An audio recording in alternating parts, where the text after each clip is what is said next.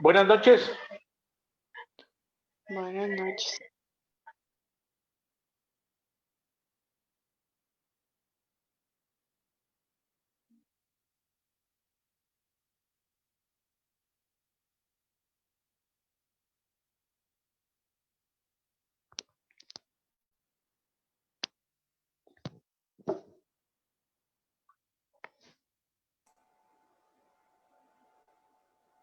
Buenas noches. Buenas noches con todos.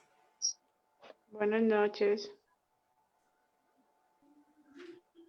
Buenas noches, ingeniero. Buenas noches, ingeniero.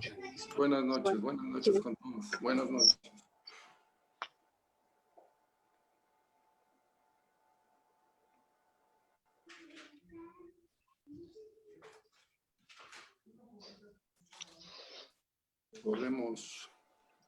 Podemos arrancar ya.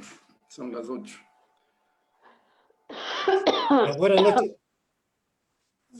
Buenas noches, queridos amigos y amigas. Buenas Para noches. Fabián Ochoa y Carlos Solano, pues siempre será un gusto compartir estas jornadas técnicas virtuales 2020. Es un espacio para compartir experiencia. En esta noche, pues, tenemos el agrado de presentarles a un amigo, ha sido amigo de nuestra charla virtual, a un compañero, a un colega, que permanentemente está con nosotros en nuestra organización gremial. Y muy gentilmente nos ha querido compartir esta noche su conocimiento.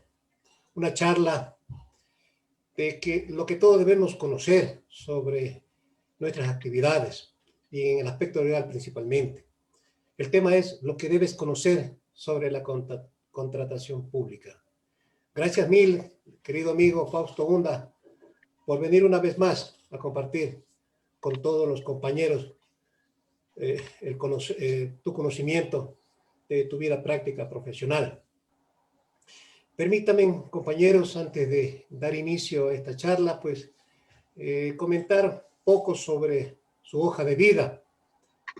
El ingeniero Fausto Hunda Jaramillo, pues, es ingeniero civil graduado en la Universidad Central del Ecuador. Tiene estudios de posgrado en la Escuela Politécnica del Ejército ESPE, egresado de maestría en Ingeniería y Administración de la Construcción, es egresado de la maestría en Docencia Universitaria y Administración Educativa, Universidad Tecnológica Indoamericana. En su experiencia pedagógica ha sido profesor en la Escuela Politécnica del Ejército ESPE en las materias de Fiscalización y Control de la Construcción, Tecnología de la Construcción, Materiales de la Construcción, Formulación de Proyectos, Gerencia Empresarial. Ha dictado cursos como instructor de gerencia de proyectos con metodología PMI, profesor de la maestría MBA, mención proyectos, Escuela Politécnica Nacional. Ha realizado varios cursos. Ha participado, primer encuentro académico Puente Siglo XXI, en la Escuela Politécnica del Ejército. Curso internacional de microzonificación sísmica de ciudades, comportamiento sísmico, geotécnico de presas e infraestructuras, en la Secretaría de Gestión de Riesgos, Universidad de San Francisco de Quito.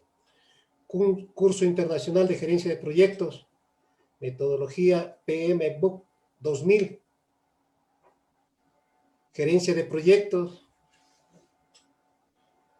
En la parte académica, ha sido principalmente instructor del módulo marcológico del Certificado Internacional en Formulación y Gestión y Evaluación de Proyectos, programa VIP, instructor del Colegio de Ingenieros Civiles de Pichincha, en curso de formulación de proyectos y gerencia de proyectos, instructor en el Seminario de Gestión de Calidad y Productividad, en proyectos de construcción dictado en la Escuela Politécnica del Ejército, Seminario Internacional Project, basado en la metodología PMI, en el Centro de Estudios para la Comunidad de la Escuela Politécnica Nacional. Curso intensivo de formulación de proyectos en la Universidad Salesiana. Curso de gerencia de proyectos profesionales en la Universidad San Francisco. Tiene algunas membresías del Colegio de Ingenieros, Tribunal de Honor, comisario principal, director principal del CICP, delegado del Colegio de Ingenieros de Pichincha, al Centro de Investigaciones Territoriales del Ecuador CITE, Escuela Politécnica Nacional, delegado principal al Comité de Contratación de la Empresa Municipal de Alcantarillado y Agua Potable, EMAP. En su experiencia laboral, podemos destacar, entre otras, ha ejercido su profesión libremente desde enero del 2005 hasta la presente fecha. Ha hecho diseño estructural de edificios en hormigón armado y de estructuras metálicas, fiscalizaciones y asesoramiento de construcciones, formulación, seguimiento y evaluación de proyectos. Vamos a dar los detalles de algunos trabajos realizados en diferentes instituciones públicas y privadas. Analista técnico especialista de la contratación pública de la Contraloría General del Estado hasta la presente fecha. Analista del proyecto BIP, Ministerio de Salud Pública, contrato BIP. Director Nacional de Infraestructura y Equipamiento del Instituto Ecuatoriano de Seguridad Social. Evaluador de seguimiento y control de obra. Coordinador institucional en Empresa Pública Metropolitana de Movilidad y Obras Públicas, EMOP. Director de proyectos en la construcción de intercambiadores, Las Bañistas y el AUKI en la vía interoceánica Parroquia Cumbayá. Coordinador fondos BEDE, planificar, ejecutar el control de los fondos BEDES en el programa de reducción de riesgo sísmico en el Distrito Metropolitano de Quito. Planificador, administrador. Ingeniero estructural del proyecto ESPE, con Petroproducción, en la zona del lago Agrio. Supervisor de la construcción del terminal terrestre Quitumbe de la ciudad de Quito con Innovar. Este es un sucinto hoja de vida del compañero Fausto Hunda, quien esta noche nos acompaña con el tema, repito, lo que debes conocer sobre la contratación pública, desde el punto de vista práctico. Mi estimado Fabián, pues, por favor, adelante con las instrucciones de la charla. Muchas gracias de mi parte. Sí, gracias, Carlos. Buenas noches a todos. Buenas noches a los que... la bienvenida, mejor dicho, a los que están por primera vez. Un poquito para explicarles, vamos a silenciarles a todos para escuchar la charla del instructor esta noche, el ingeniero Fausto Hunda.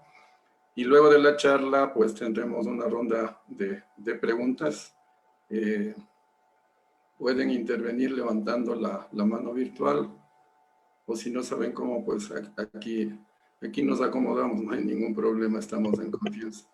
Lo importante es compartir experiencias, anécdotas, intercambiar opiniones, de eso se trata estas charlas. Así que, sin más, pues vamos a silenciarles y a iniciar la conferencia de esta noche.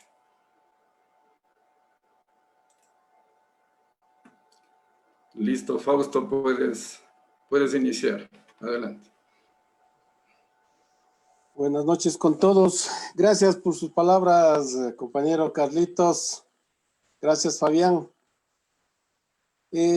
Vamos a tratar de ajustarnos un poco a un intercambio de experiencias a través de los años que he ido acumulando, de todo lo que se puede mejorar y todo lo que deben conocer y está a veces impráctico o oculto, que no se escriben las leyes, que no se escriben los reglamentos y que a través de los años uno va conociendo y va viendo la necesidad de ir adquiriendo esa experiencia para mejorar, y tanto en los contratos como en las fiscalizaciones. Entonces, mi estimado Fabián, permíteme compartir pantalla para ir ayudándome un poquito con unas diapositivas.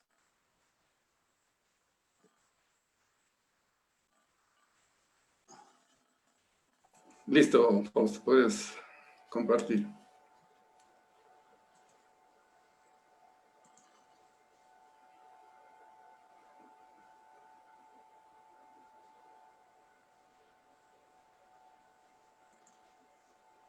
Ya.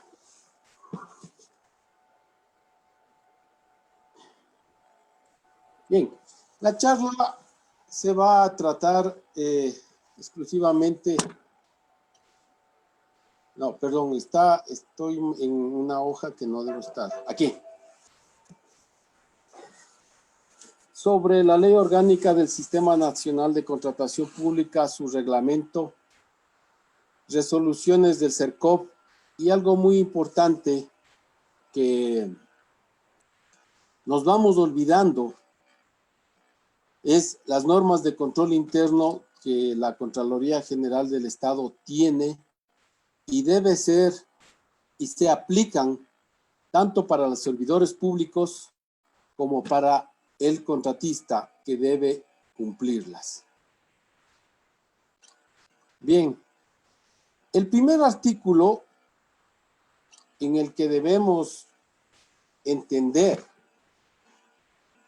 y en el que debemos soportar todo un proceso de contratación pública está definido en el artículo 23, en el cual la institución, a través de sus diferentes departamentos, tienen que garantizar que los estudios sean completos, definitivos y actualizados. Este documento debe anexarse al acta de inicio del proceso, que debe ser subido al portal una vez iniciado el proceso en cualquiera de los procesos contractuales. Simplemente para registrar y poder iniciar el proceso hay que subir. Entonces, ustedes una vez que se ha llamado a concurso de cualquier institución, lo primero que tienen que hacer es, además de coger el acta, la resolución de inicio, también pidan el informe de estudios para que sepan qué está detallado como estudios definitivos, para hacer una revisión y para ver qué es lo que está especificado, inclusive para que puedan comparar el BAE del estudio, que posiblemente el estudio de desagregación tecnológica lo van ustedes después a calcular en su propuesta. En este artículo se pasa en una última reforma del año 2017, se pasa directamente a los contratos complementarios. Hoy día no hay cómo hacer un contrato complementario porque sí y ante sí. Para justificar un contrato complementario, se debe pedir informe para justificar a quien realizó los estudios de consultoría, sea contrato externo o sea profesionales internos. Deberán decir si se justifica técnicamente la firma del contrato complementario.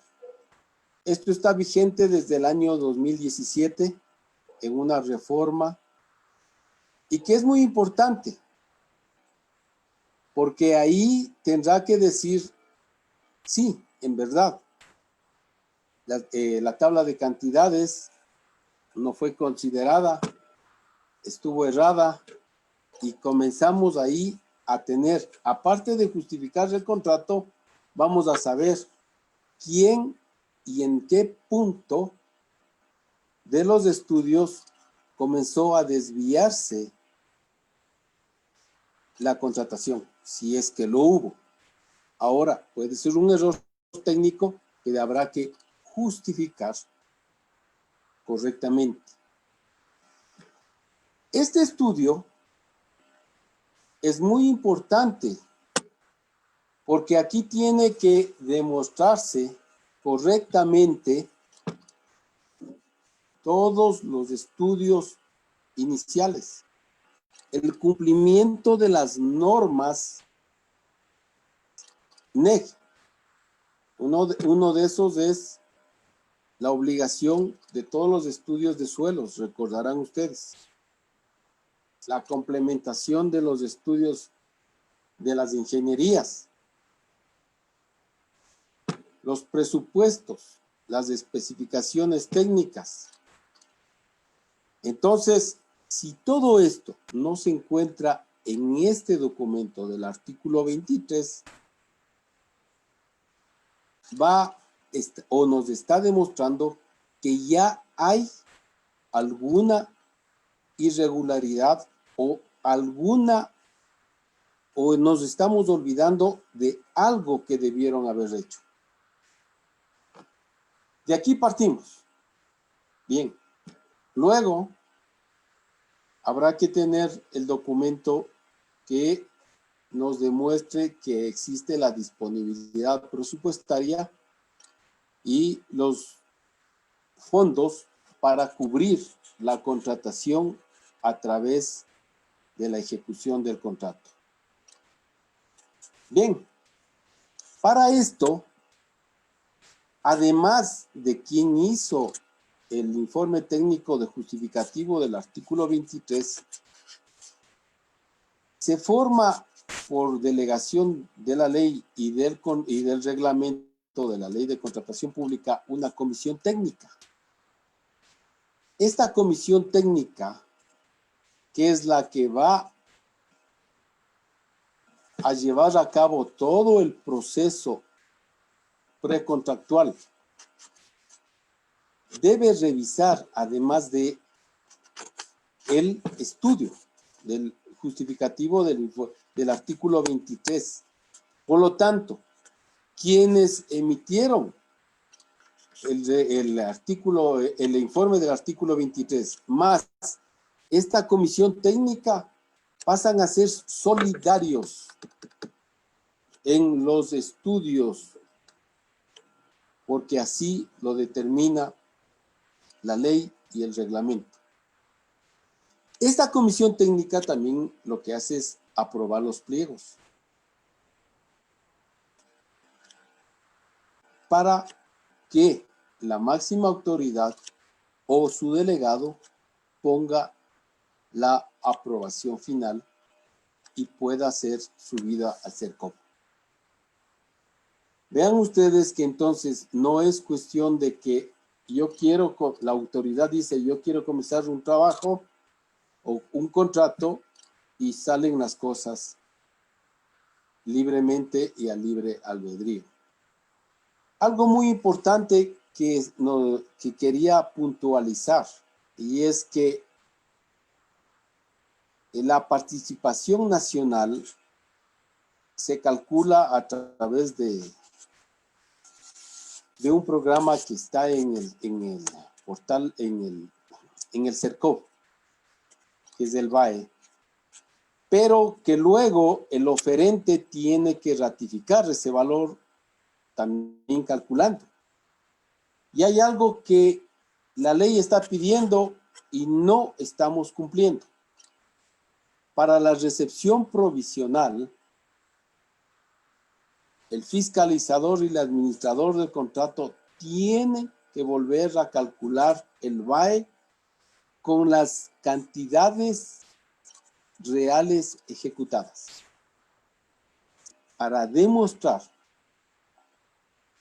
qué porcentaje de incremento de participación nacional en realidad se ejecutó en el valle. Y aquí vienen problemas que se ha podido percibir. Cálculos mal hechos, desvío de cálculos, cálculos que no coinciden, sean en porcentaje alto o en porcentaje bajo. Y ahí tienen que demostrar y tienen que indicar quién cometió el error, el fiscalizador, el administrador, o regresemos a la comisión y quién hizo el estudio inicial de este proceso. Bien, todos sabemos que los modelos de los pliegos son modelos obligatorios, pero no son una camisa de fuerza impuesta en forma contundente. Los modelos de los pliegos son unos documentos que nos dan una guía y esos hay que adaptar al proyecto. Muchos piensan que esos modelos son camisas de fuerza. No, compañeros. Simplemente son documentos guías dentro de la estructura de la ley orgánica que el Estado requiere que se cumpla, pero no son la camisa de fuerza ni la panacea. Así que aquí tenemos que ir viendo. Rápidamente yo les he puesto aquí una cotización. Les he puesto los procesos en los que siempre nos vemos inmersos. La cotización y la menor cuantía que tienen una contratación preferencial, un porcentaje que es para estimular la contratación local. La licitación, un proceso que es de precio fijo, que es muy cuestionado últimamente para realizar trabajos, las famosas contrataciones por emergencia. Y le puse al final el de ínfima cuantía, porque aquí estamos utilizando muy mal la ínfima cuantía. Queremos hacer obras nuevas con ínfima cuantía. Cuidado. La ínfima cuantía solamente está permitido hacer mantenimiento y remodelaciones integrales. Pero cuidado con la división de contratos, pensando que por mantenimiento podemos sacar un contrato de pintura, un contrato de ventanería, un contrato de pisos. No. La ínfima cuantía es un contrato para mantenimiento en el que tienen que estar incluidos todos los rubros. No se puede subdividir el contrato aun cuando lo quieran realizar en diferentes etapas del año en curso o de varios años. También eso es peligroso. Así que las ínfimas cuantías tenemos que tener mucho cuidado en la ejecución de estas. Bien, ¿a dónde queríamos llegar básicamente para poder ir desasnándonos de muchas cosas que tenemos que ir conociendo? En cualquier pliego, lo primero que nos están pidiendo es como formulario 1, el de presentación y compromiso. La carta de presentación y compromiso debe ser leída, debe ser estudiada y debe llevar la firma del oferente o del representante legal del oferente. Una omisión de una firma aparentemente lo consideran muchas veces como un error subsanable. Cuídense, por favor. La carta de presentación y compromiso tiene que ser firmada para la presentación.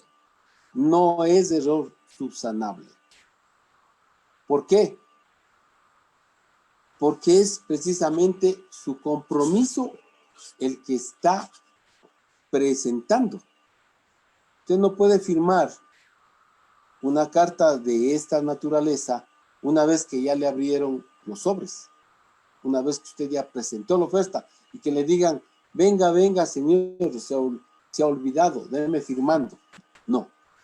Por esta carta de presentación y compromiso, el momento en que se presenta, tiene que cumplir todas las formalidades del caso.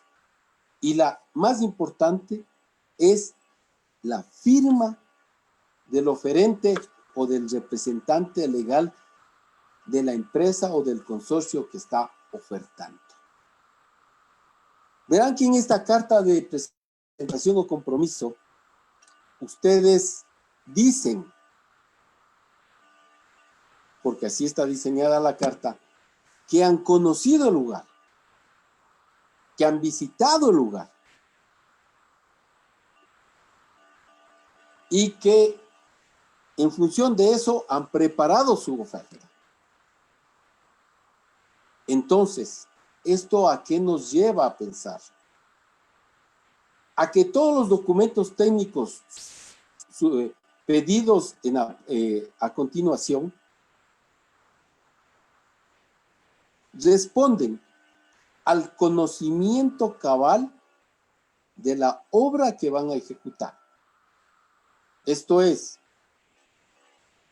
análisis de precios unitarios, donde ustedes van a reflejar los costos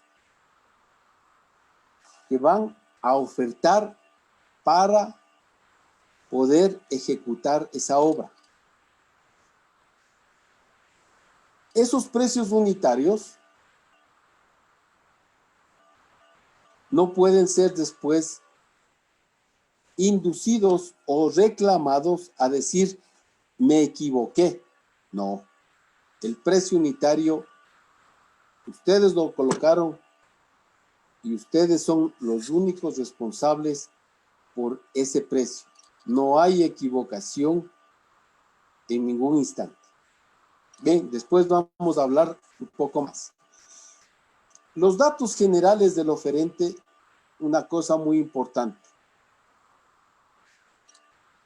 Usted como oferente presenta los datos suyos generales, nombres, teléfonos, direcciones donde se lo puede localizar. Y aquí hay algo que nos hemos olvidado.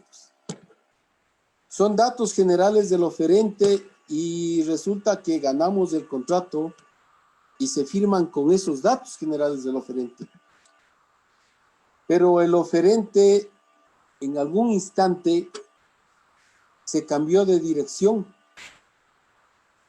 Pongámonos a pensar que se cambió de dirección porque le fue bien y porque quiso cambiarse de oficina y porque está creciendo profesionalmente.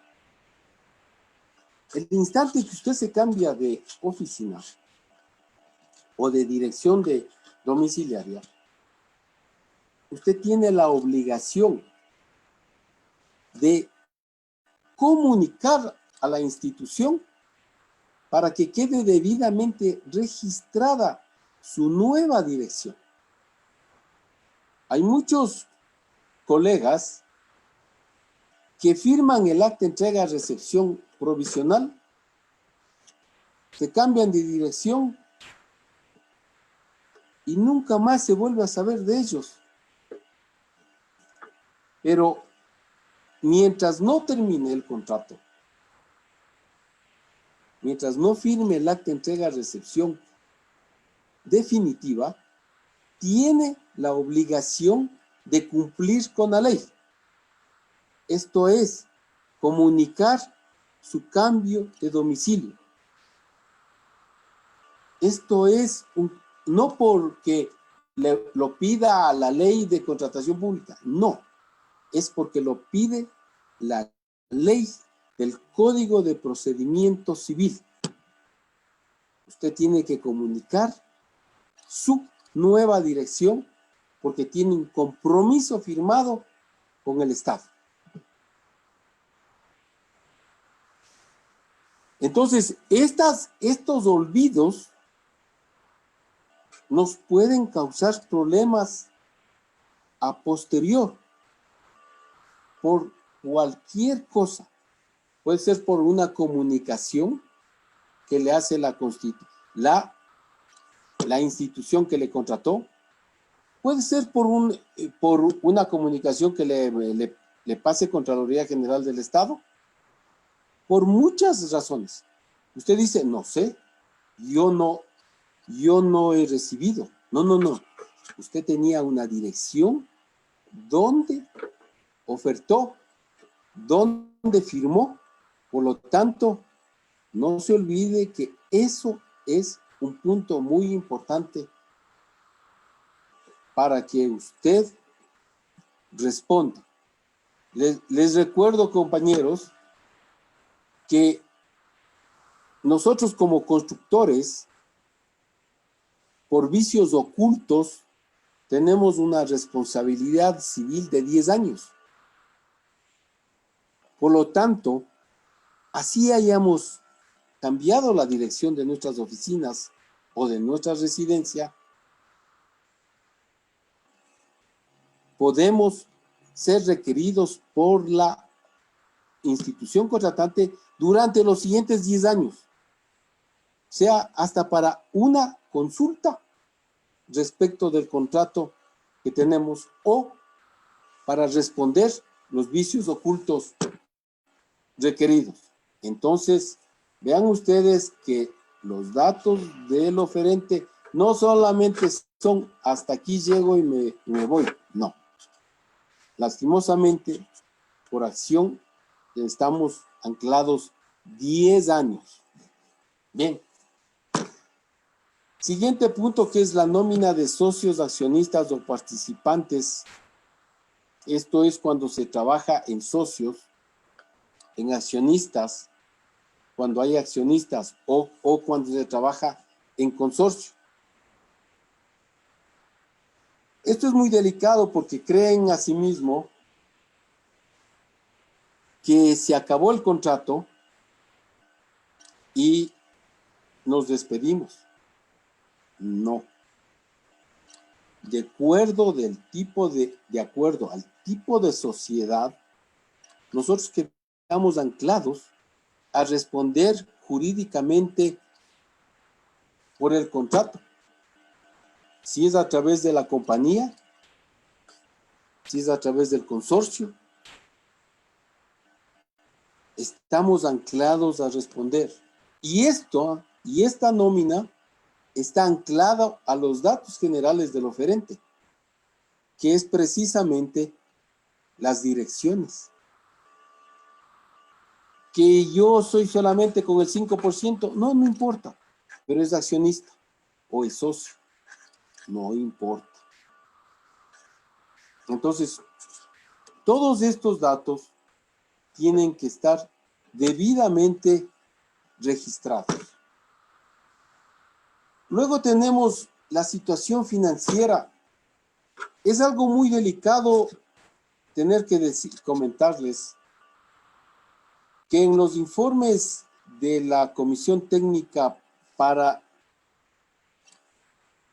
adjudicar un contrato, hay que revisar la situación financiera del oferente o de las empresas o del consorcio que está participando. Pero muchas veces la situación financiera, la única manera de compaginar es la declaración del impuesto a la renta y las contabilidades parciales que emiten con la firma del contador responsable. Las dos cosas tienen que estar conjugadas. Las dos cosas deben decir lo mismo. Y muchas veces nos topamos con que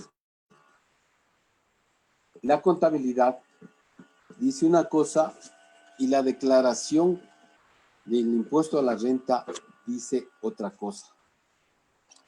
Tomemos en cuenta que ahora, con esto de que no va a haber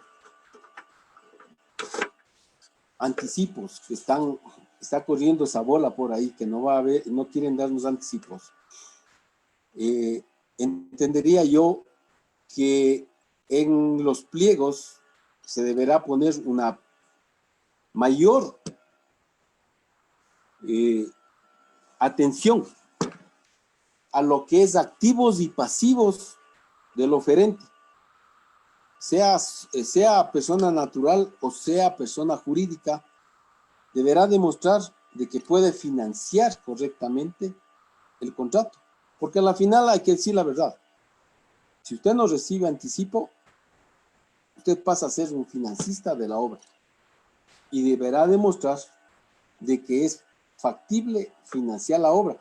De lo contrario, yo diría que la institución tiene que pensar dos veces si entrega o no entrega la obra o si entrega o no entrega anticipo. Y eso es voluntad y decisión de la institución a la que está llamando al proceso precontractual.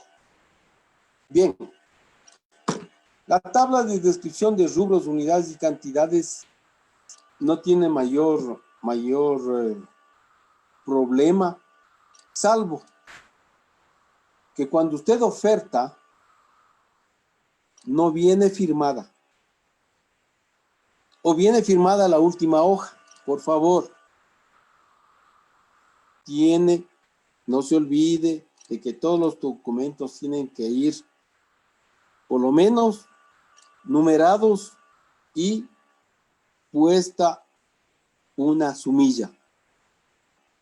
Y la hoja final de la tabla de cantidades o presupuesto deberá ir debidamente firmada.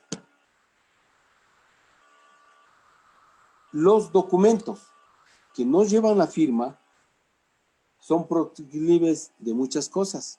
Entonces, eso sí, de pronto le pueden pedir que vaya a subsanar. Ojalá eso sea solamente una firma y nada más. Dejémoslo ahí. Los análisis de precios unitarios son documentos importantes para poder ejecutar el contrato.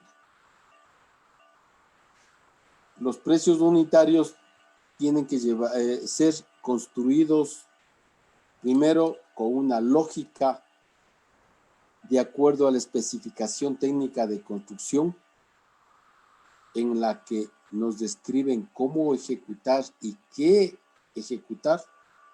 A eso debemos nosotros incrementar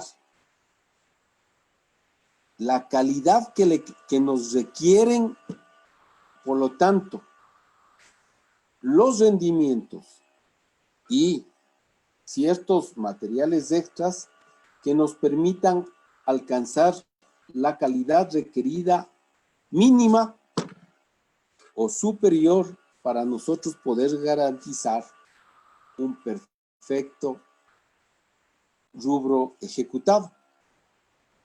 Esto contrastado con un documento que se llama metodología de construcción y que por desgracia el documento de metodología de construcción, cuando lo hacemos, parece ser que lo hacemos en forma de memoria y cuando ejecutamos, no concuerdan las cosas. La metodología de construcción tiene que responder a la tabla de cantidades, a la metodología de construcción y al cronograma valorado de los trabajos. Resulta que en muchas metodologías dicen que primero van a hacer todos los hormigones. Uno lee los libros de obra y resulta que mira, perdón, el cronograma valorado de trabajos y no empata. A ver, ¿cómo es esto? ¿La fiscalización alguna vez leyó la metodología de construcción? No, no es cierto. Es un documento más que llenamos ahí y el cronograma valorado de los trabajos peor. En forma técnica tienen que coordinar los tres documentos. Esa es la mejor manera de hacer las cosas. Si es que usted ha estudiado todos los documentos del proyecto, planos, memorias, especificaciones técnicas. Caso contrario, lo único que estamos haciendo con las tres cosas es haciendo un saludo a la bandera. Sí, me dirán mucho. Sí, nosotros hacemos porque ya sabemos cómo hacer. Perfecto. Yo también les digo, sí, ustedes saben cómo hacer. Son constructores de muchos años. Pero en algún punto dejan la huella de que no siguieron los procedimientos y de que no hubo la deficiencia, un suficiente control. Ese es el problema. Para cambiar la metodología de construcción en las normas de control interno de Contraloría, se indica que hay que hacer una evaluación del cronograma y hay que hacer un trámite para cambiar. Para cambiar el cronograma, ustedes saben también todos los procesos que hay que hacer para poder cambiar el cronograma de inversiones. Pero normalmente lo que hacemos es cambiamos el cronograma de inversiones, no el cronograma físico de trabajos, que esa es otra cosa. Y entonces ahí comenzamos a dejar evidencias de que el trabajo no estaba bien controlado y bien ejecutado, porque el cronograma valorado tiene unos datos y el cronograma físico tiene otros datos. Entonces, este tipo de cosas no están escritas en ninguna parte, pero ustedes deben tratar de ir controlando y de ir realizando perfectamente bien en el proyecto. Otra de las cosas que es muy común es cuando le piden que oferte el personal, le piden que oferte un personal técnico para el proyecto y resulta que usted gana y a los 2 días plantea cambio de técnicos. Pero si a usted le pidieron 5 técnicos, pide el cambio de los 5 técnicos. Fíjese lo que es eso. Y muchos fiscalizadores con el administrador del contrato le dan el visto bueno y cambian. El problema ahí es que esos 5 tengan una calificación o una experiencia superior a lo que usted ofertó. Y ahí se hacen problemas los administradores y los fiscalizadores. ¿Por qué? Porque generalmente lo que hacen es poner personal con menor experiencia para ejecutar el proyecto. El equipo asignado también es otro problema, sobre todo en la ejecución del contrato. No digo en la calificación porque eso ya ahora no se califica, pero usted asigna un equipo. Y resulta que, de acuerdo a la metodología, usted va a ser el equipo asignado, asigna tiempos de utilización del equipo. Pero cambia la metodología de trabajo y entonces los tiempos de asignación del equipo no concuerdan. O lo que es peor, nunca llegaron, nunca ejecutaron con esos equipos que usted ofertó. Y ahí sí, ahí comienzan a dar problemas, tanto para el contratista como para el fiscalizador y para el administrador del contrato. Y como yo les había dicho, la participación ecuatoriana, el BAE, el cálculo es una cosa muy importante que hoy por hoy se está evaluando si es que se cumple o no se cumple esto a través de un informe que tiene que presentarse en el acta de entrega-recepción provisional por parte de fiscalización y del administrador de contrato, no del contratista. Esto es del fiscalizador y del administrador de contrato. Bien, hasta aquí sería el día de hoy, compañeros. Bien. Gracias.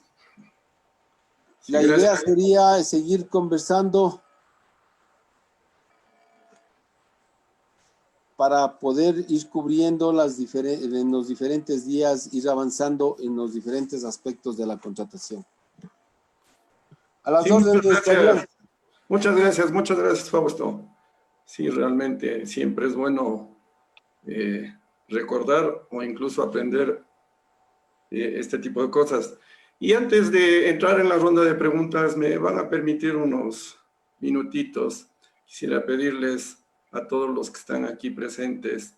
Bueno, como antecedente, ustedes saben que ya estamos en la semana 19 de estas jornadas técnicas virtuales. La mayoría han sido justamente eso, jornadas técnicas referentes a nuestra profesión directamente. Pero ha habido 2 o 3 semanas que se han dado temas complementarios, ¿sí? Complementarios que de hecho, nos pueden servir enormemente. La semana pasada, pues, con gran éxito, tuvimos unas charlas respecto a redes sociales y la marca personal. Entonces, en ese sentido, yo quisiera que me ayuden a hacer una pequeña encuesta. Les voy a pasar una pequeña encuesta para nosotros poder saber un poquito sus opiniones y de acuerdo a eso, pues seguir en este tipo de charlas.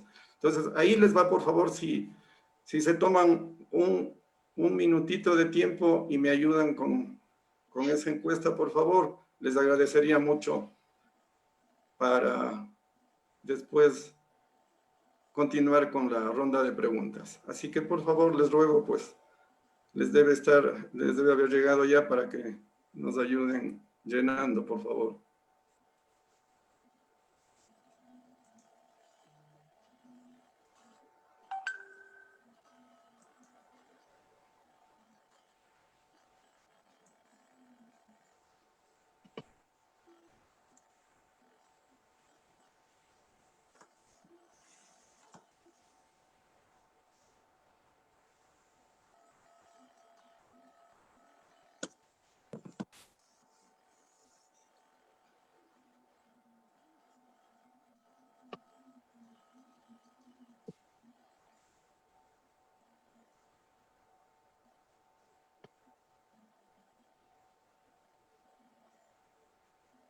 Estamos 53, 54, apenas.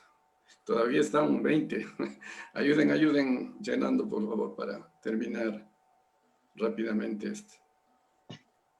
Es para darnos cuenta y tratar de mejorar algunas actividades complementarias. Lógicamente que vamos a seguir adelante con las charlas técnicas propiamente, eso es evidente, pero también hace falta otras habilidades complementarias pues para nuestra profesión. Sí, lo que pasa es que estamos con apenas 21 personas que tienen la cámara prendida, ¿no? Entonces posiblemente por eso no están atendiendo y no están... No, eso no importa, sí les llega. Sí, no importa, eso sí les llega. No hay problema. Bueno, sería bueno que nos ayuden entonces. Así es.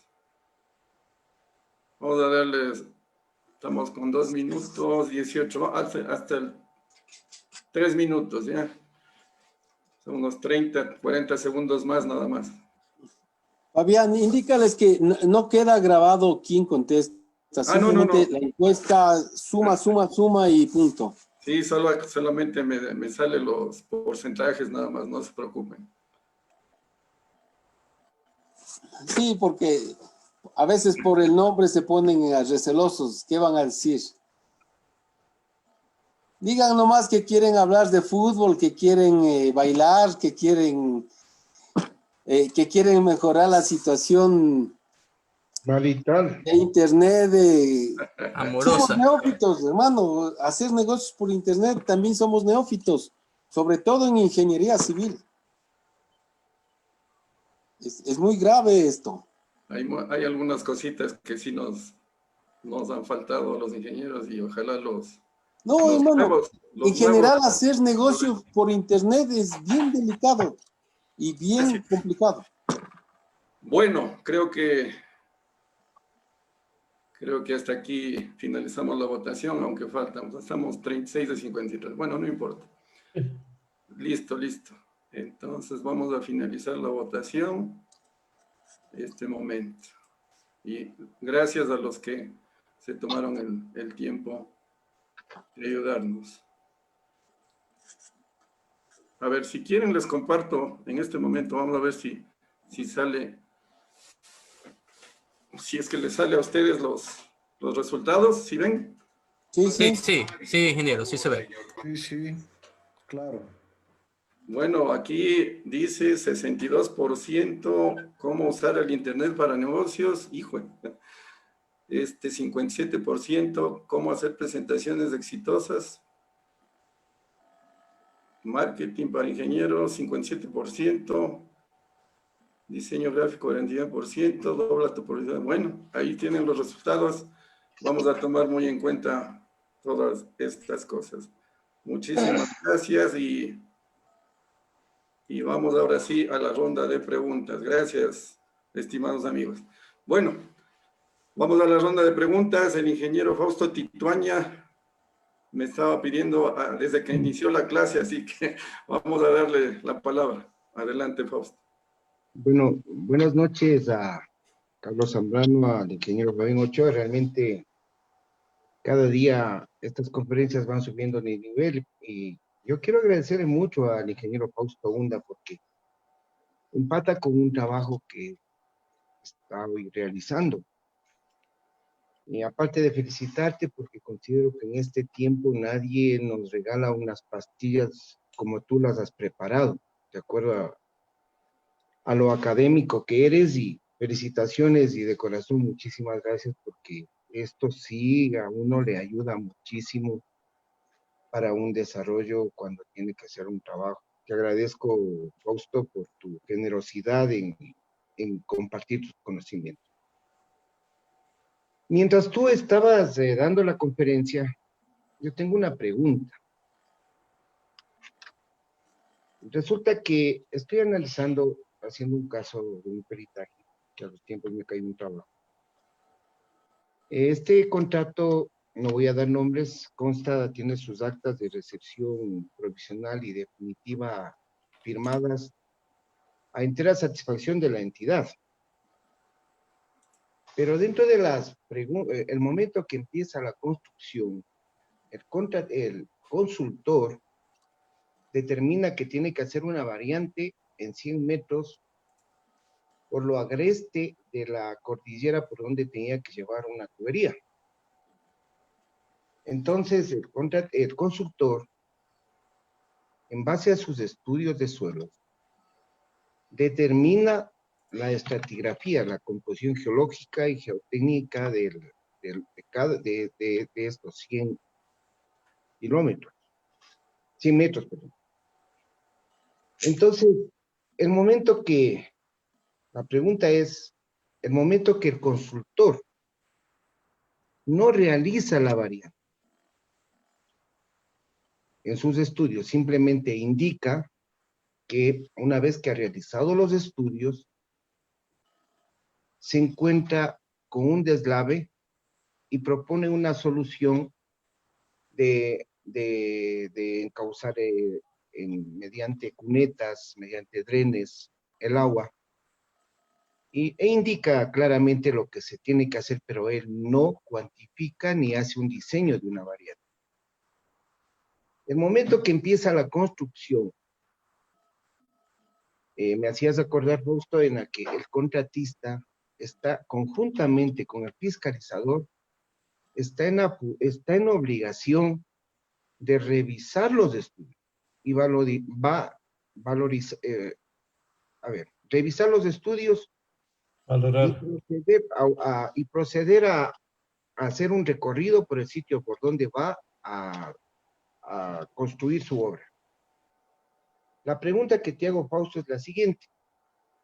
El momento en que se determina que hay que hacer una variante, y esa variante solamente el consultor determina que hay que hacer esa variante. El contratista, de acuerdo a mi criterio, el momento que valida los estudios conjuntamente con el fiscalizador, él tiene que considerar en su propuesta la variante que está enunciando el consultor. Es falla del consultor no haber presentado la variante con sus... Él tiene todos los estudios, pero no cuantificó. ¿Es falla de quién? ¿Del consultor o del fiscalizador? Porque considero que el momento que el contratista recorrió la obra, se dio cuenta de la variante que tenía que hacer, si no estaban en los documentos, en documentos contractuales, el futuro contratista tenía que cuantificar esa variante. La pregunta es, ¿quién tenía que hacer esa variante? ¿El consultor o tenía que, en su propuesta, el constructor considerar este costo de la variante? Gracias, Fausto. A ver, mi estimado tocayo. Esa es una pregunta con mucho, hablemos castillamente, con mucho rabo de paja, pero te voy a contestar. No tengo inconveniente porque creo que estoy en la capacidad de hacerlo. Primero, cuando se firma un acta de entrega-recepción de los estudios,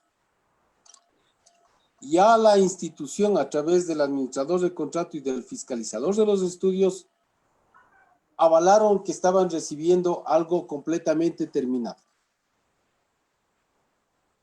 Porque de lo contrario no podían haber recibido. Ahí hay un primer problema. Si recibieron y en los documentos consta que hay que hacer esta variante, entonces hay un primer problema. Recibieron inconcluso. Ese es un primer problema. Un segundo problema. Cuando se oferta, cuando se llama a concurso, las empresas que participan debieron haber revisado los estudios y debieron haber detectado ya un primer problema. Ellos debieron haber hecho la consulta respectiva para saber por dónde proceder. Si no hicieron esa consulta, están asumiendo que la obra estaba caminando bien. Y hay una tercera instancia. Una vez firmado el contrato, entra el fiscalizador de la obra o la empresa fiscalizadora de la obra también a hacer una revisión de los estudios. Y ahí, en cada uno de los tiempos, estudios, proceso precontractual y contractual y ejecución del contrato, yo veo ahí claramente que hay una negligencia de fiscalización. Porque la fiscalización, si detectó insuficiencia de estudios, debió haber hecho la observación en estudios. Y si la fiscalización detectó en el proceso constructivo, debió haberse pronunciado y pedir las aclaraciones respectivas a los consultores o a la entidad contratante. ¿Estás de acuerdo? Sí, sí, te agradezco. Pero yo te voy a contar, o sea, como esto es un chat técnico, te voy a contar la solución que ellos llegan. Simplemente el fiscalizador argumenta que la obra, que la consultoría adolece de muchas fallas y la empresa firma con la fiscalizadora que realice unos nuevos estudios de suelos o estudios geológicos. Es permitido, de acuerdo a la ley, que la empresa fiscalizadora pueda firmar un contrato para, ellos indican que la obra, la consultoría está mal hecha. Y en base de esta variante que no fue considerada, contratan a esta fiscalizadora para que sean ellos los que hagan los nuevos estudios. ¿Eso es legal? A ver, la fiscalización ya detectó el problema, primero tenía que pedir un pronunciamiento a la institución y debía irse más atrás, al consultor. Con ese pronunciamiento tiene que hacer la estrategia para dar la solución. Desconozco el contrato de fiscalización. En muchos contratos de fiscalización, la fiscalización tiene la obligación de hacer rediseños. Entonces, si la obligación de hacer los rediseños estaba en el contrato, ¿para qué contrato complementario? Si es que no estaba en el contrato esa particularidad, sí podían hacer un contrato complementario, pero tiene que determinarse perfectamente el objetivo del contrato complementario. ¿Sí? Ya, muchas gracias, Fausto, te agradezco. Muy gentil. Gracias, Fausto. A ver, Raúl. Gracias. Gracias, organizadores. Gracias, Faustito Hunda, por tus brillantes experiencias y didácticas, lo que pasa. Justamente en base a la experiencia también que ha tenido el ingeniero Fausto Tituaña, algo parecido está sucediendo, pienso yo, con esta famosa carretera Laguagrio-Quito. Entonces, justamente, el fiscalizador ya se dio cuenta, pues, de que iba a sufrir en algunos tramos esta erosión, pues, ¿no? Por el río Coca, ¿no es cierto? En alguna parte ya se dieron cuenta, como está sucediendo ahora. ¿Pudo ahí el fiscalizador, al darse cuenta de eso, en ese tramo, más bien anular el contrato hasta que se haga una nueva variante? Fausto.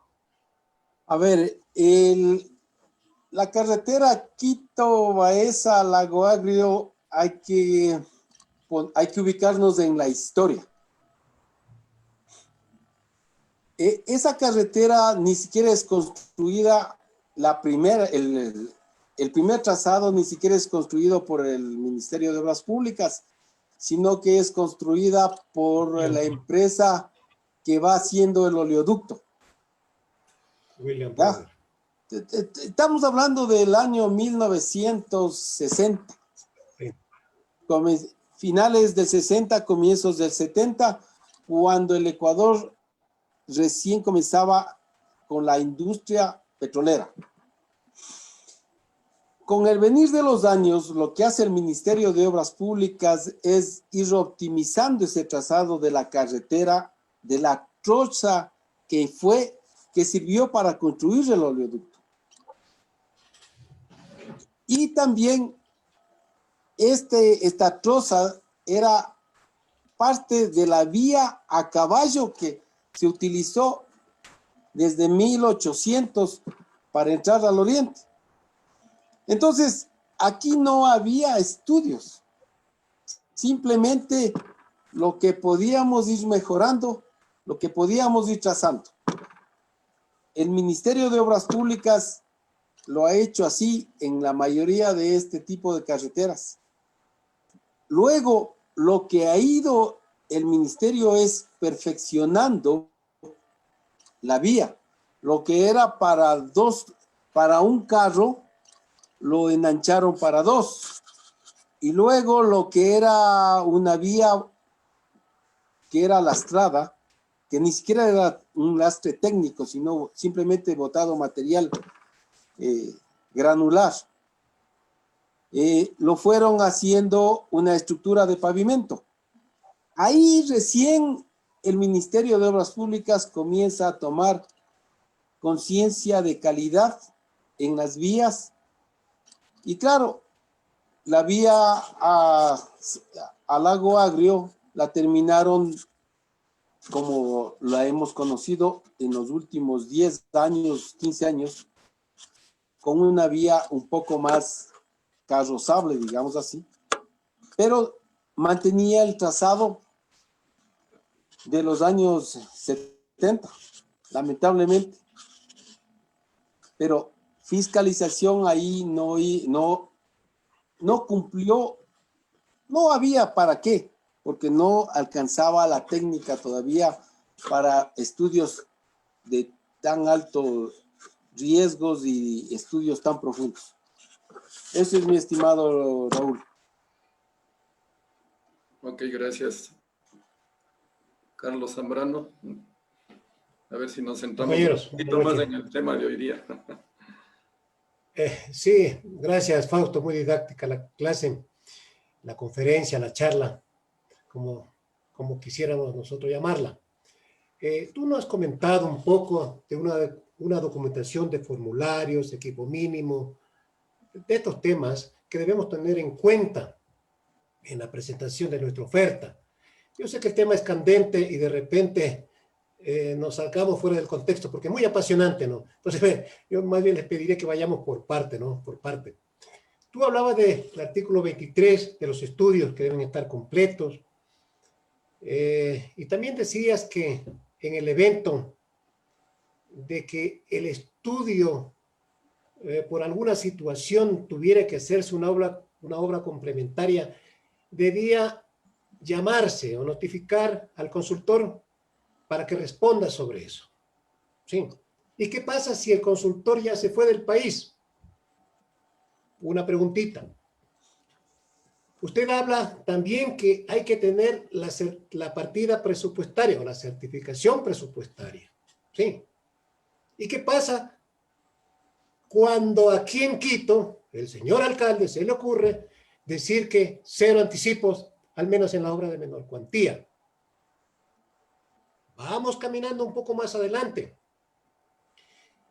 Usted dice que nosotros los contratistas tenemos que poner en los datos del oferente la dirección, y en el evento que nos cambiemos, pues tenemos que actualizarla. Perfecto, pero eso dentro de el contrato de ejecución. ¿Qué pasa si yo ya me fui a otra ciudad a vivir? Yo no tengo la obligación de actualizar esa información, en el evento ser notificado por Contraloría. Y lo último, cuando usted decía que tenemos que cumplir personal técnico mínimo. Ocurre casi siempre que hay unos vivarachos que le prestan la hoja de vida, le dicen, señor, usted va a participar conmigo en tal trabajo, y a la hora del té, cuando se gana, los señores se hacen los locos y cambian el personal. ¿Qué pasa? ¿Qué podemos hacer ante tanta sabiduría negativa, diríamos, de algunos? Pocos, por supuesto que es así. Gracias, mi estimado Fabio. Bien, mi estimado Carlitos, primero vamos.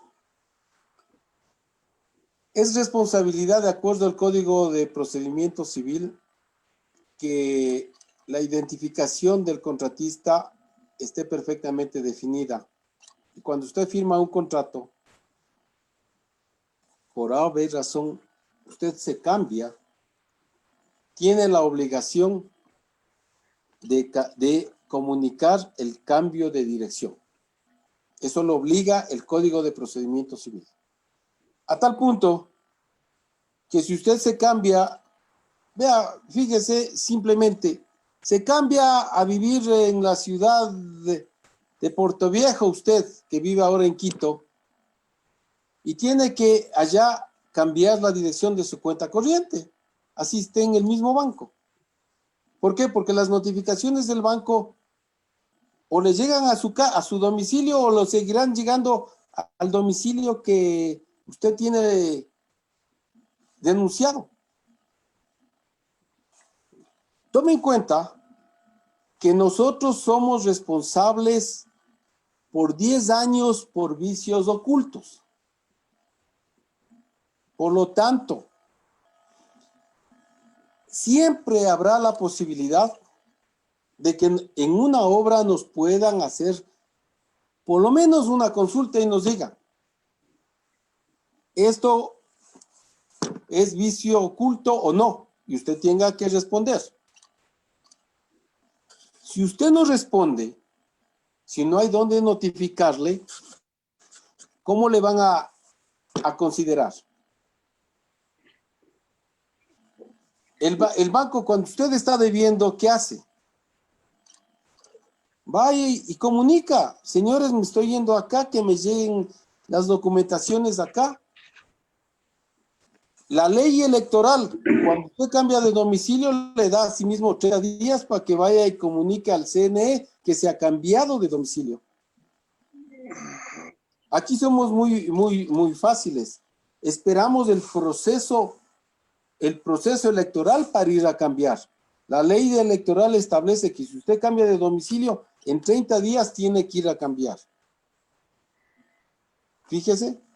Entonces, es fundamental el registro de su domicilio, por obvias razones. Bien, ¿qué pasa con el problema del cambio de personal? En sí el cambio de personal, siempre y cuando usted cambie por un personal de igual capacidad demostrada, en términos puros así, no pasaría nada, porque usted está poniendo técnicos de igual calidad, con la igual experiencia. Pero el problema es cuando hay el contubernio y la fiscalización y el administrador le acepta personal con menor experiencia o que no cumple los mismos requisitos con los que fueron pedidos en los pliegos. Ese es el problema.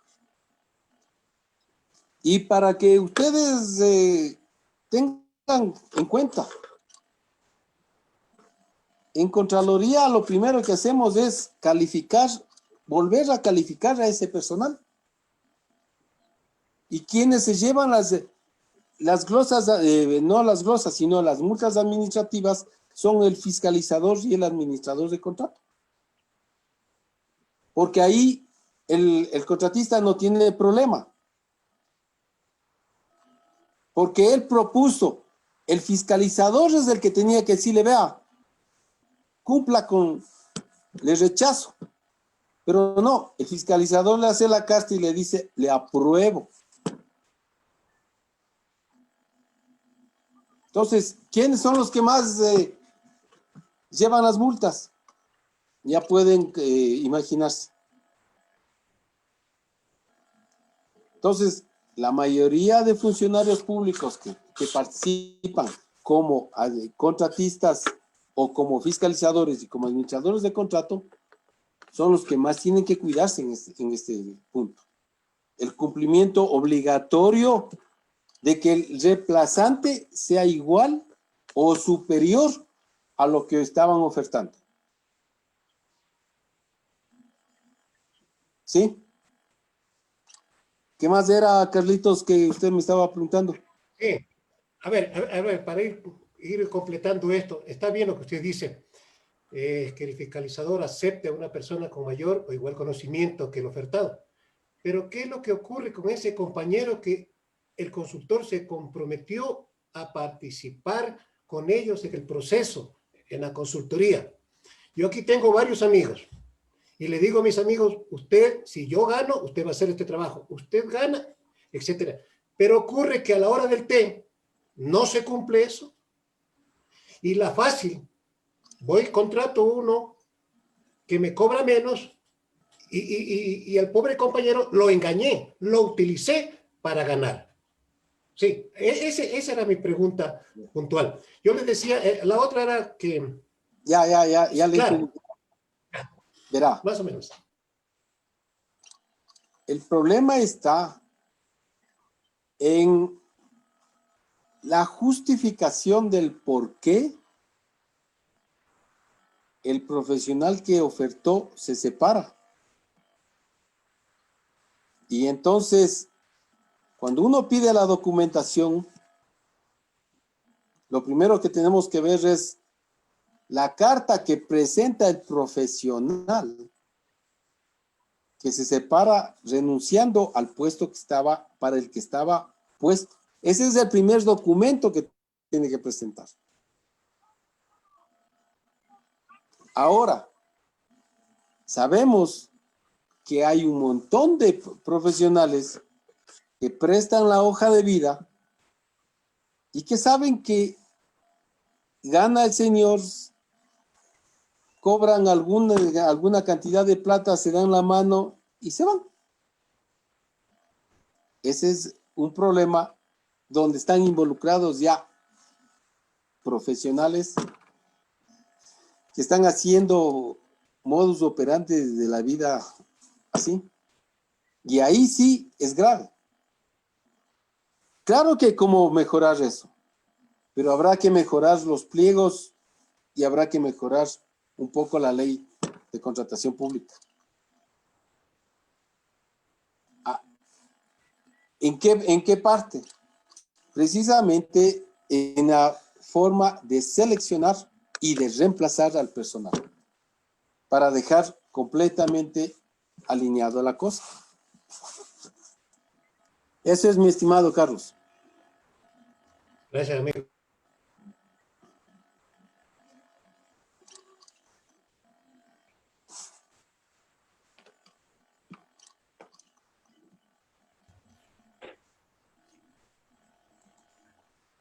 Fabián Moreno está pidiendo la palabra.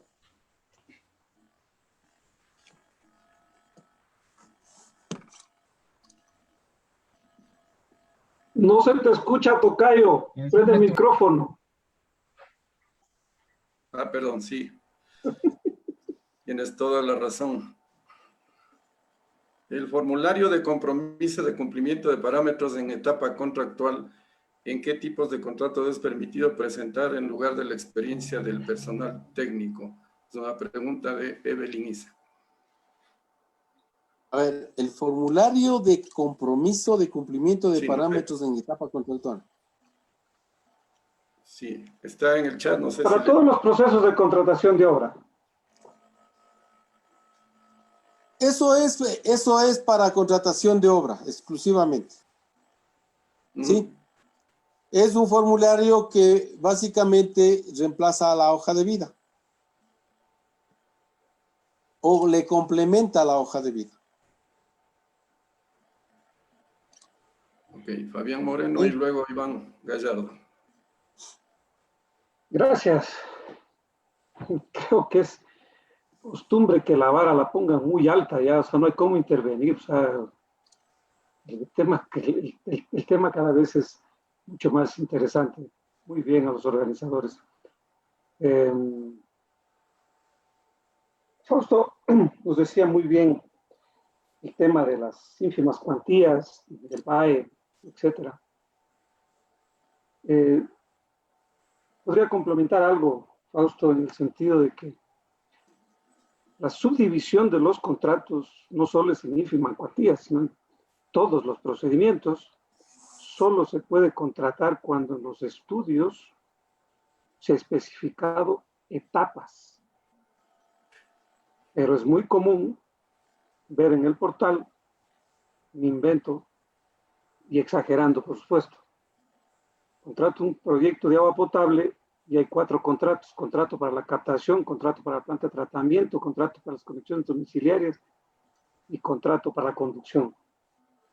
Eso es subdivisión de contrato.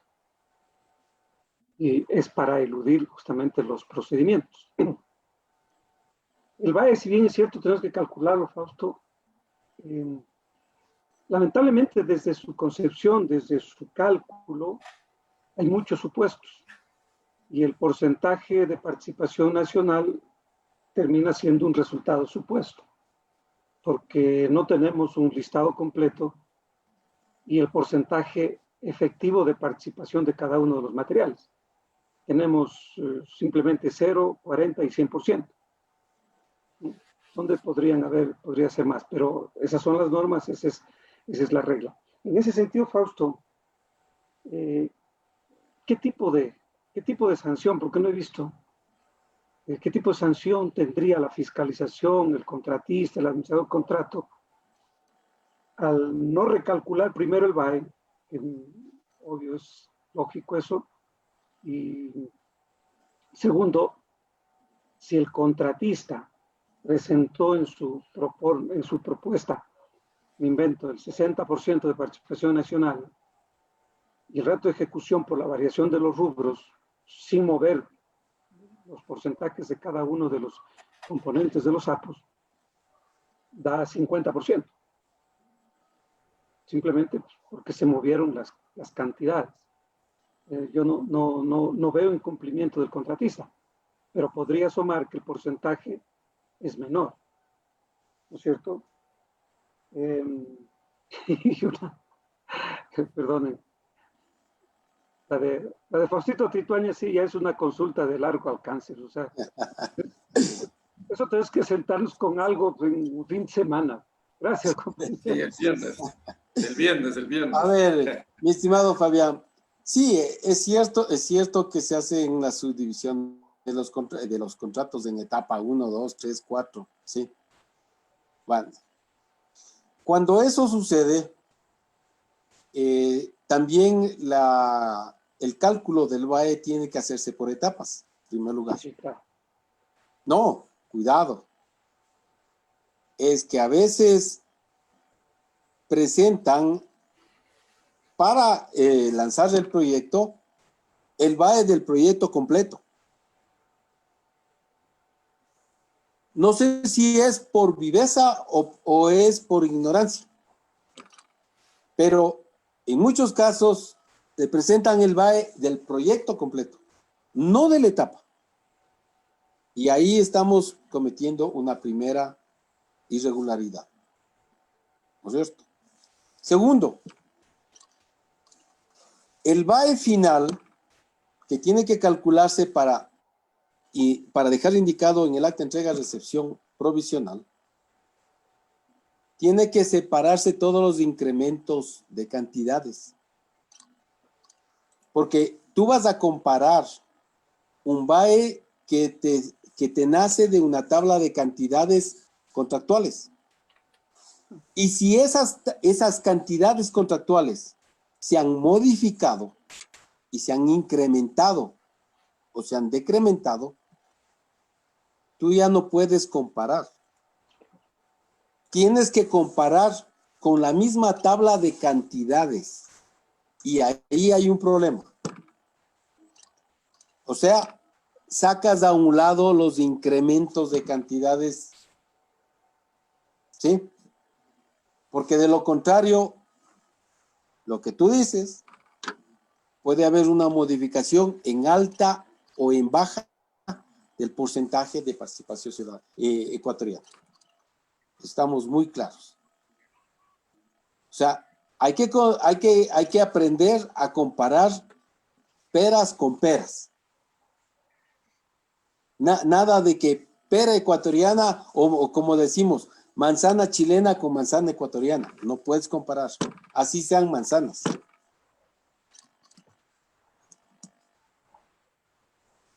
¿Aclarado, Fabián? Sí, o sea, funcionaría más o menos igual que la fórmula polinómica, ¿no? Exacto. Y lo otro, la mayoría de casos, lamentablemente te puedo decir, el fiscalizador y el administrador de contrato, que son empleados públicos, son los que están llevando y aceptando las multas administrativas por mala práctica en las dos actividades.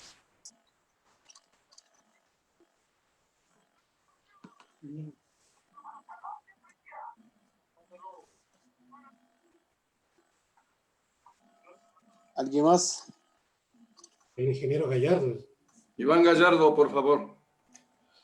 ¿Sí me oyen? Sí, sí. Bueno, buenas noches. Está por demás una felicitación extensiva a Fausto por la conferencia del día de hoy. Siempre es saludable y reconfortante el poder refrescar y aprender algo más. La profesión que tenemos siempre es un constante aprendizaje y eso es lo bueno. A los organizadores, mi más sincera felicitación por esa dedicación, paciencia y entrega que han tenido para podernos brindar a todos charlas de diferente índole que no solo en la parte técnica, sino en otros ámbitos, pues nos dan una apertura y un conocimiento que bien aprovechado nos puede servir de mucho. En el tema de el personal, Fausto, sin el ánimo, yo creo que el ingeniero Zambrano se refería específicamente a esto. Si yo como profesional doy mi currículum a una empresa para poder participar, y no significa que yo no quiero participar o que llego a un arreglo con la empresa, sino simplemente cogieron mi currículum, ganaron la oferta, nunca me notificaron y pusieron a otra persona de reemplazo, posiblemente porque les convenga económicamente eso. Entonces, ¿cuál es la posición, en este caso del profesional, hacia la empresa justamente por una desvinculación, a pesar de que hay una carta de compromiso firmado? Lo más evidente sería una demanda justamente a la empresa por incumplimiento en este proceso y por haber un documento de por medio. Creo que eso era lo que el ingeniero Zambrano estaba consultando. Segundo, a mí me preocupa una situación. Si bien es cierto, hay auditorías y se hacen justamente ya a los procesos mismos de construcción. Y dentro de estos procesos de construcción, salvo honrosas excepciones como la del ingeniero Hunda y otros profesionales de alto nivel, tienen la capacidad, incluso por afinidad de profesión, de hacer una auditoría. Lamentablemente ahora, en la Contraloría General del Estado, en varios de sus departamentos, han puesto personal bastante joven, que no digo que sea incapaz, joven es muy diferente a incapaz, que no tienen incluso por la afinidad a no tener la misma profesión de hacer una auditoría como lo podría hacer un profesional entendido en la materia. Y sin embargo se tergiversan los informes de Contraloría justamente por esa falta de conocimiento. Sin embargo, cuando la Contraloría emite una resolución, muy difícil que la vaya a cambiar porque los profesionales, así se hayan equivocado, prefieren mantener justamente ese informe y no aceptar que hubo una equivocación de por medio. No sé cómo se podría subsanar. El mero hecho de que sean jóvenes, pero pongan por lo menos afines a la profesión, pues, gente que entienda lo que va a auditar. Segundo o tercero, en el caso de el proceso de calificación para una contratación en una licitación, generalmente el mayor porcentaje, el mayor peso tiene quien oferta un menor valor del contrato. Pero lamentablemente lo que se hace en la mayoría, por no decir en el 99.99999% de los contratos, se le adjudica posiblemente al que tiene mayor valor. ¿Por qué se hace eso? Porque en el proceso de calificación, las personas que están calificando, por A o B situación, le dejan fuera de concurso. Le voy a dar un ejemplo, Ramirito, que es totalmente absurdo. Sin nombres de compañías, sin nada, la institución Codelor sacó a concurso un proyecto y la compañía que gana pone hormigón. El hormigón costaba 180, el valor que haya sido, y le descalifican porque dicen que dentro del hormigón no había, como se llama, dentro del desglose, análisis de precios unitarios, colocado el agua. Pero al final eso es algo superfluo. Descalifican y le subieron a una compañía que estaba en séptimo lugar, a primer lugar, y ganó la oferta. Y como esto, N compañías que ganan con el mayor valor y simplemente descalifican a la mayoría de empresas. ¿Y qué es lo que hacen? Simplemente cuando hay reclamos, porque ya se nombra como se llama, ya se sabe más o menos los resultados, ellos hasta cuando no hay una adjudicación no enuncian los resultados, porque ya cuando está adjudicado usted no puede hacer nada, puede patalear, puede decir lo que sea. Cogieron, adjudicaron y lanzan al portal la adjudicación, no el orden de prelación, porque en un orden de prelación y los resultados usted puede apelar en función de qué es lo que le descalificaron. Pero esos procesos nadie hace una auditoría, son raros los casos a los que se hace una auditoría al proceso, como se llama, de contratación, más bien es a la obra. Y cuando lo hacen, ¿sí? Lamentablemente ahí, y como tiene que ser, se les sanciona si es que son funcionarios públicos con la destitución de los funcionarios y nada más, a sabiendas que muchas veces en esos puestos son simplemente transitorios y de libre remoción. Al respecto, posiblemente me equivoque, Ramirito, no sé si es que hay tal vez un tipo de sanción mayor o un tipo de control más exhaustivo para este tipo de procedimientos, porque la verdad que eso permite no solo dirigir, sino simplemente prácticamente ya adjudicar desde antes de presentar, como se llama, una oferta a las personas que van a ganar. Yo sé que eso es conocido por todos. Lamentablemente así nos manejamos en nuestro medio de contratación. Entonces, no sé, Ramirito, ahí qué es o qué es lo que se podría o qué tipo de control específico la Contraloría hace o tendría que hacer al respecto. A ver, primero, en las hojas de vida, como usted sabe,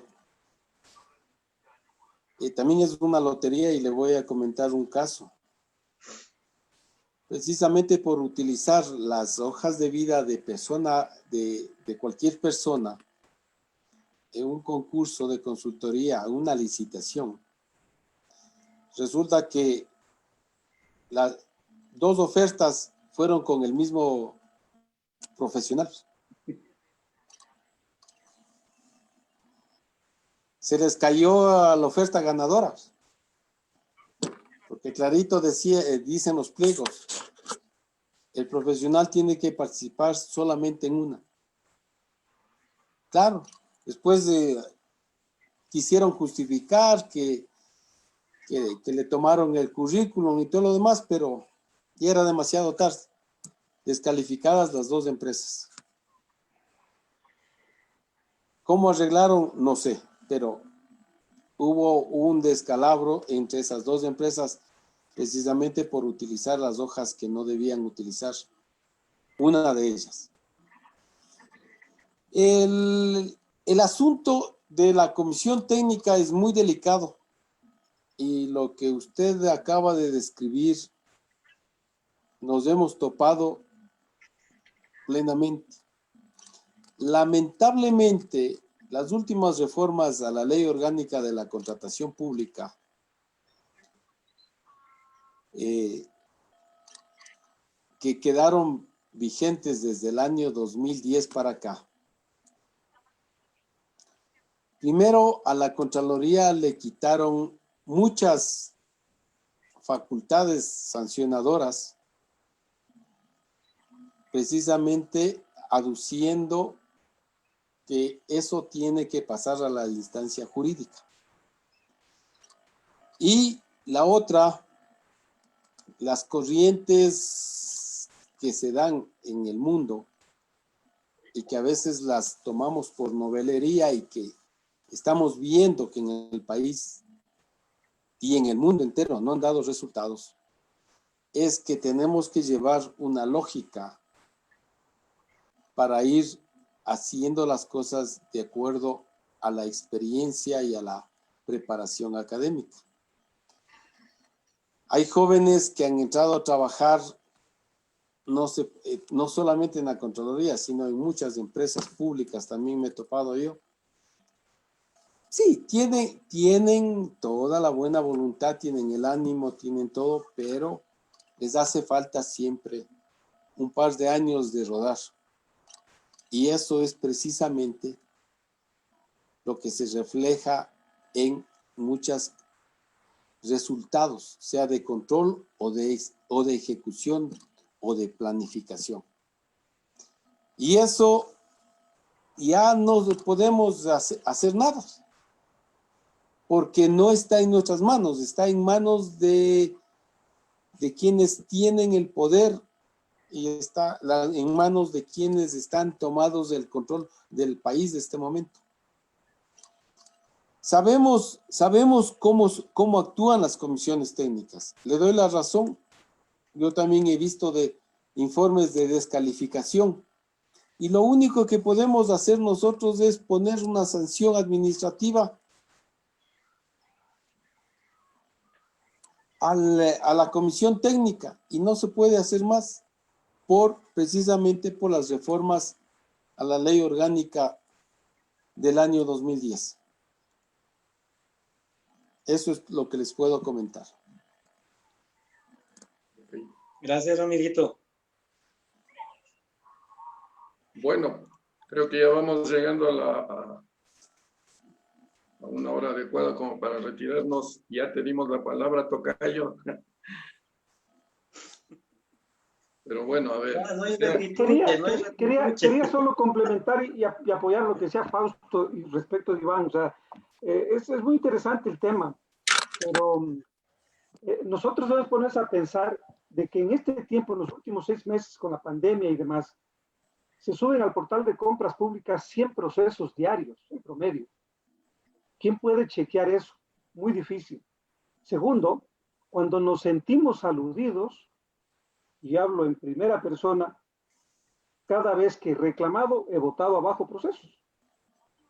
Los he hecho tumbar, o sea, porque si tenemos los argumentos de hecho y de derecho y presentamos el reclamo correspondiente como debe ser, he tenido, perdonen que diga, bastante éxito en votar esos procesos. Pero si nos quedamos callados, si no hacemos nada, como dice Fausto, ¿qué podemos hacer? ¿Qué podemos hacer? Y el tema de los currículos, o sea, eso ha sido toda la vida, o sea, que le piden la hoja de vida a uno y después se entera que ya ha ganado y ya ha terminado el proyecto. Entonces, yo lo que sí los invito, compañeros, es cuando tengan un problema, y gracias a la oportunidad, compañeros, yo creo que aquí vemos gente que más o menos conocemos el tema, cuenten con nosotros para hacer la demanda. Y así podemos ir bajando los procesos para que las comisiones técnicas muchas de las veces se equivocan por desconocimiento y otras veces se equivocan por mucho conocimiento, ¿no? Porque quieren dirigir a alguien, pero si el resto se queda callado, es muy difícil. Solo eso nomás, tocayo, gracias. Listo, está bien. Y, así tienes toda la razón. A veces hay que hacer este tipo de cosas, sí, a veces da resultado, otras veces no. Pero no está bien eso, es decir, toca a uno protestar, a todo el mundo protestar para que le hagan caso y al resto que se mueran ahí. Y eso no está bien, pues. Eso tampoco está correcto. No debe ser así. Yo también era un de primera, pero ya uno se cansa. O sea, más, como dicen, más del caldo que los huevos. Pero bueno, ya eso es cuestión de este caso uno. De cada uno. Creo que si no hay otra pregunta de alguien, pues entonces pasemos a Ingeniero, cerrar esta. buenas noches. Sí. Quisiera hacerle una consulta al expositor. Muy buenas noches con todos. Claro, adelante. Ingeniero, muy buenas noches, ingeniero Fausto. Quisiera saber, para poder sustentar la experiencia con una empresa privada o con alguna persona particular, para poder presentar en un proceso público, ¿qué documentos sustentarían esta? Gracias. A ver, ahí hay que analizar bien los pliegos, qué es lo que le están pidiendo. A veces le piden generalmente certificado del jefe de quien ejecutó la obra, que puede ser uno. O sea, si usted trabajó como residente de obra, tiene que darle el contratista de la obra el certificado. Pero a veces hay que leer perfectamente bien en el pliego porque le dicen de autoridad competente. Ahí tiene que usted... ¿Quién es la autoridad competente de la ejecución del contrato? El administrador del contrato. Entonces, a buscarle al administrador del contrato para que él le firme un certificado de trabajo. ¿Ya? Porque de lo contrario, cualquiera puede firmarle un contrato. Vea, un certificado le pueden firmar cualquiera. Y a veces, nosotros, le digo sinceramente, lo que hacemos nosotros es al azar. Este certificado llamemos por teléfono. A veces ni la conocen. ¿Sí? ¿Quién lleva la culpa? La comisión técnica por no haber hecho lo que nosotros hicimos en una llamada. Ellos debieron haber hecho hace años esa llamada. Pero el único documento es hay que leer bien el pliego. ¿De quién le piden que certifique? Y puede ser el administrador del contrato, puede ser el director de obras públicas municipales en municipios pequeños, o puede ser del contratista que ejecutó la obra. Ahora, en los pliegos también hay trampas. Y en muchos de los casos hay que hacer una pregunta. Vea, no tengan cuidado, lean. Eso sí, como jóvenes, tienen que toda la noche leerse los pliegos. Y mi recomendación, no se lean una vez. Porque lean 10. Y lo que no entienden, subrayen para que el otro día vuelvan a leer. Porque como el plazo está corriendo, ustedes tienen que hacer las preguntas lo más temprano posible. Entonces, pregunte. A ver, señores, esta parte no está clara. Les rogamos nos aclaren. ¿Sí? Sobre todo en esta cuestión de certificados. Ingeniero, mi pregunta también iba por el hecho de que en este caso yo ejecuté un proyecto con una empresa privada. Y usted, como sabrá, ahí no existe un contrato ni nada por el estilo. Simplemente se hace un acta de entrega-recepción pequeña. Entonces, en este caso, ¿esta acta de entrega-recepción sirve o no para un proceso de contratación pública? Sí le sirve porque está firmada por el dueño de la obra. Ya, ¿y esta obra tiene que venir adjunta a una factura o tiene que ser notarizado el documento? A ver, ahí tiene que usted preguntar a la institución. Ya. Generalmente no, pero es preferible preguntarle a la institución para que usted sustente mejor. El problema es que en documentos públicos somos campeones para sustentar, pero en relación en privados no está muy legislado el asunto. Y entonces usted lo que tiene que hacer es, lo mejor, les recomiendo, pregunte y bóteles la pelotita, porque ahí le están demostrando una falla en los pliegos. O no digamos una falla, una deficiencia en los pliegos que no fue pensado de que hay experiencias entre privados. ¿Sí? Ya, ingeniero, muchísimas gracias. Encantado. Gracias. Bueno, ¿Y alguien más? yo Creo que ya estamos... está. O ya para cerrar, Carlos. Creo que ya a ver, Carlos Díaz. Adelante. Buenas noches con todos y un saludo de igual manera para todos. Ingeniero Fausto Hunda, dadas las condiciones de todo lo que se ha explicado, existen más anomalías que perfecciones dentro de los contratos que hay que indudablemente superar todos estos efectos. Y yo quiero pedir una explicación para estos casos. ¿Cuándo y cuánto significa darle un uso para cumplir un objetivo en lo que corresponde a realizar contratos modificatorios, estimado Fausto? Buenas noches, Carlitos. Bien, el contrato modificatorio, como su nombre lo indica, lo único que hace es modifica o corrige alguna anomalía de tipo tipográfico que haya sido detectado en el contrato. Modificar un objetivo del contrato no se puede. Es contra la ley completamente. O sea, me explico.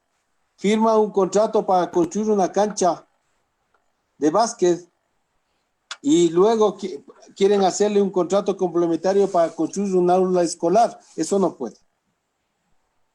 El modificatorio es para modificar cosas muy puntuales. Tal vez una especificación técnica muy esencial, una mala tipografía que se les pasó al transcribir un contrato y que la cláusula a la parte contractual que está tipificada en el contrato dice, está diferente a lo que dice los pliegos, por ejemplo. Verá que en los pliegos son parte integrante del contrato. Y lo que está en los pliegos tiene que estar transcrito tácitamente igual al contrato. Pero si hubo una mala transcripción, entonces ahí se hace un contrato modificatorio. O detectó un error matemático que la comisión técnica no detectó, pero siempre y cuando no modifique el valor del contrato. O sea, de ese tipo de errores, perfecto, el contrato modificatorio. Aclaro, Carlos. Gracias, estimado Fausto. Ok, Carlos, para cerrar ya. Yo creo que ya estamos terminando la jornada, pero quisiera hacer un comentario final, Fausto y compañeros.